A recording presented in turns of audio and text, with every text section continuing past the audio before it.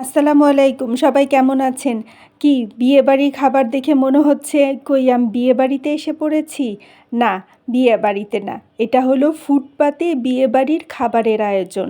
সেই গল্প নিয়েই আজকে হাজির হইলাম। যাই হোক আপনারা সবাই কেমন আছেন? আমি আসলে এই মানে জায়গাটায় দেখে মনে হইলো আপনাদের সাথে একটু এই ভিডিওটা করে শেয়ার করি। এটা হলো বিয়েবাড়ির যত খাবার আছে সেই খাবারগুলা মানে বেঁচে যাওয়ার পরে মানে শেষ হয়ে যাওয়ার পরে যে খাবারগুলো বেঁচে থাকে সেগুলোই এরা করে কি কিনে নিয়ে আসে।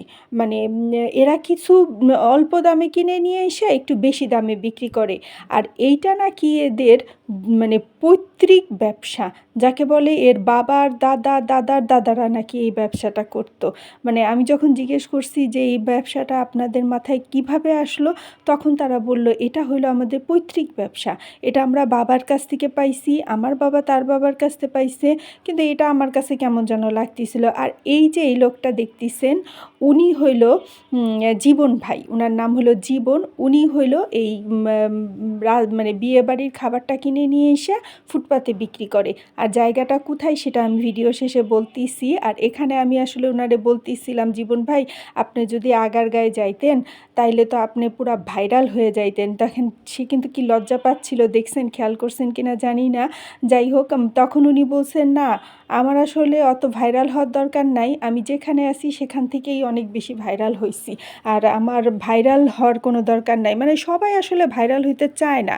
তো দেখতেই পাচ্ছেন তো আপনারা কিভাবে বিয়েবাড়ির খাবারগুলো ওনরা নিয়ে নাড়াচাড়া করতিছে। আর এই যে একটা মহিলা আইসা দেখলেন না জীবন ভাইয়ের সাথে ইয়ার্কি করতিছে, এই মহিলাটাও মানে এই মহিলাটাও পাশেই করে। আর এই যে একটা মহিলাকে দেখতেছেন, ইনি হলো জীবন ভাইয়ের আম্মা। মানে উনি হইলো মেন টাকা পয়সা রাখে, জীবন ভাই রাখে কিন্তু উনি হলো হিসাবপত্র রাখে।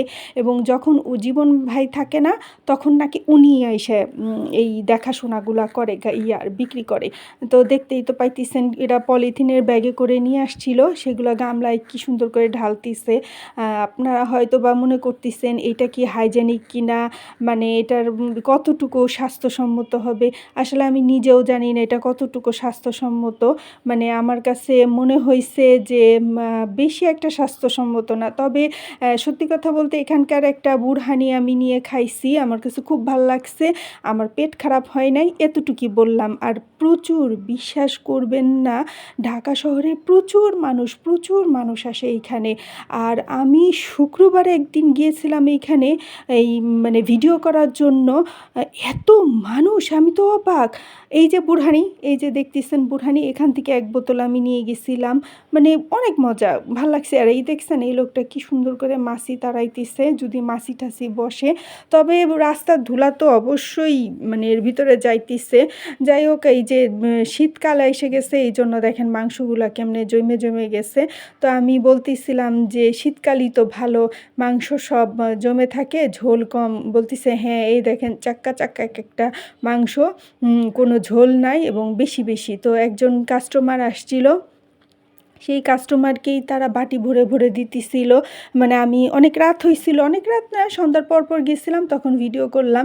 আর আমি দেখছি মূলত এখানে সন্ধ্যার পরেই এত বেশি লোক হয়, মানে বলার বাইরে অনেক লোক হয়। এখানে কিন্তু জর্দাও পাওয়া যায়। মানে উনরা বিয়েবাড়ির থেকে মোটামুটি কথা যা আছে সব কিছু নিয়ে এই ভ্যানের মধ্যে বিক্রি করে। আর প্রচুর লাভ হয়। আর এই যে উনি বলতেছিল, মানে এই কথাটা আমি জিজ্ঞেস করতেছিলাম, "ভাই, BMW গাড়ি আসে না আপনাদের এখানে?" তো আমি শুনছি যে BMW গাড়ি নাকি নিয়ে আসে। তো উনি বলতেছিল, "আপা আর বইলেন না, আপনি তো মিস করলেন। কালকেও BMW গাড়ি নিয়ে আসছিল এখানে, আমার কাছ থেকে মাংস নিয়ে গেছে।" তো এইটা নিয়ে আমি ওনার সাথে হাসাহাসি করতেছিলাম। যাই হোক দেখেন এই যে আবার উনি মানে বাটিগুলো সাজানো শুরু করছে।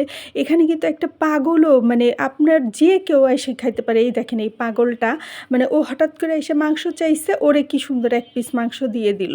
মানে রাস্তা দিয়ে হয়তো বা কেউ একজন যায় যদি বলে, "আমার এক পিস মাংস দেন", তাকে কিন্তু উনি দেয়। এদিক দিয়ে উনার এই জিনিসটা ভালো হইছে। কিন্তু আমার কাছে আসলে সব দিক বিবেচনা করে মনে হইছে এই হাত দিয়ে ছ্যানা, মানে এই যে ভর্তা করা জিনিসগুলা খাওয়াটা আসলে কি আমি আপনাদের মতো মানুষরা খাইতে পারবো কিনা আদৌ, এটাই হলো সবচেয়ে বড় কথা।